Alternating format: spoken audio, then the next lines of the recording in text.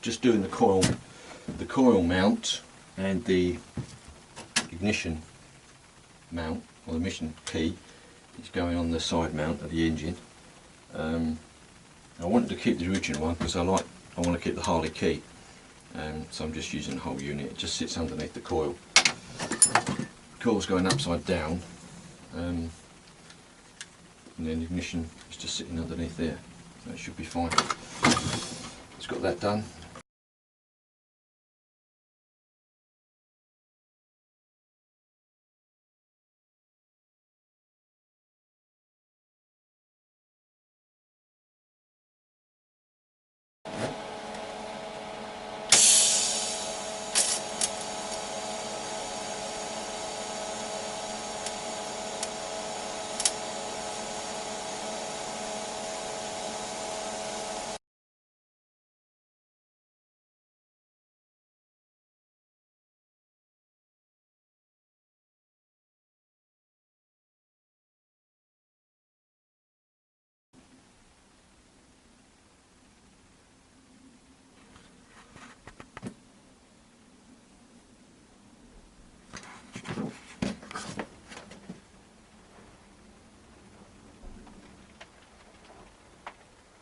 Right, well, we have another problem.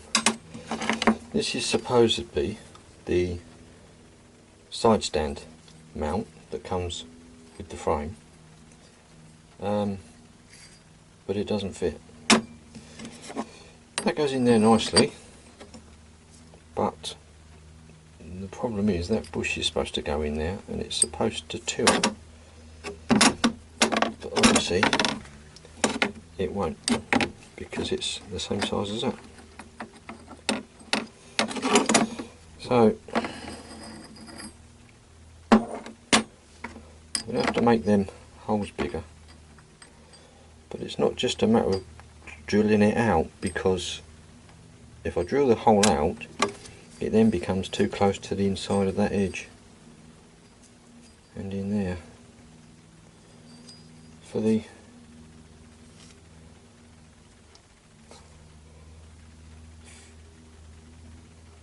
side stand to actually fit in there, it fits in there, but if I make that hole that way it won't go. So the only answer I've got is to actually make this hole, take it out that way, out that side, and the same with that one, because this side can't come over any further, so I'm going to have to cut that out there so that bushing fits in. It also doesn't go around this part as well. This is supposed to be the lock, so the side stand locks down. It doesn't actually clear this yet, but I'll leave that until I've got this sorted, because once I cut this it might work. Maybe the guy just forgot to do these holes, I don't know, but it doesn't work at the moment, so we'll see. Oh, shit.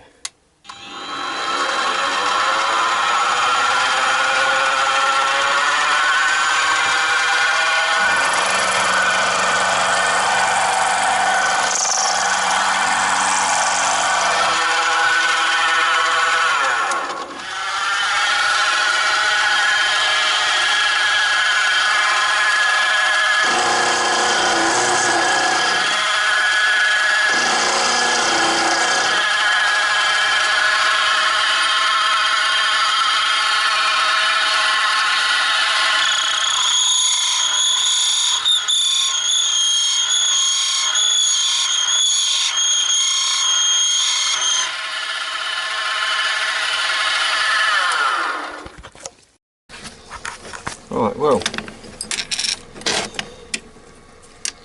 machine them, move them holes over, and that one. What we found is that the original pin, where are we? Yeah.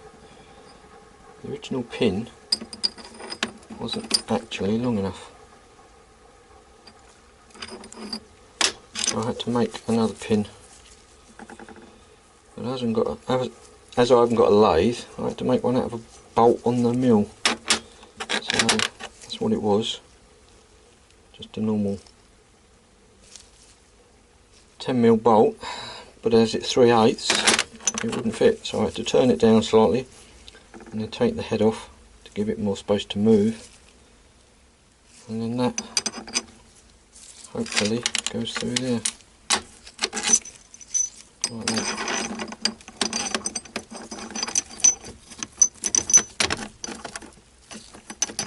One. That one. That's the top one.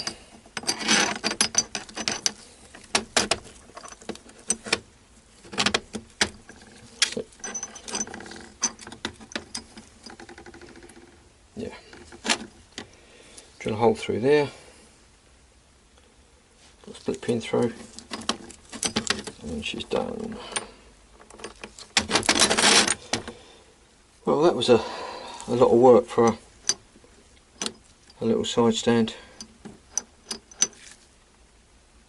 but it works. So that's ready to go on. Good, on to the next. Right. Now, finally got the engine mounted, bolted up. The top mount, like I said in the last video, didn't line up, but it did. The problem being is that the bottom mounting bolts on the Sportster, the 12 this is a 1999 one, don't know if the later ones are any different, but they've got inserts on the bottom two bolts. Like I said before, what I didn't realise is that the right hand side insert is actually longer than the casting that it goes in, because it locates in the frame, in the Sportster frame. But I didn't notice that sticking out a little bit, and it was pushing the engine ski width. That's why nothing lined up. So I took the nut out, and I'm just going to put a normal nut and bolt in it. It's causing me a lot of problems, that thing, but I didn't realise until a little bit later when I tried to do the bolt up and saw the little space left in it. The next thing is to check the exhaust, check the rear mount, and to remove the balance pipe between the two exhausts. Yeah, I know a lot of people say, oh, don't remove it, you'll lose back pressure, you'll lose this, you'll lose that. Well, actually, yes, you will lose a little bit of low down torque, but from what I can gather, not much. Going in the racing circles and everything else, yes, you want to get it out as fast as you can. When you're on the street, low down revs, you want to build a little bit of pressure in the exhaust so as it doesn't scavenge, which means it pulls the exhaust gas out of the end of the pipe. Everything's timed, everything is timed.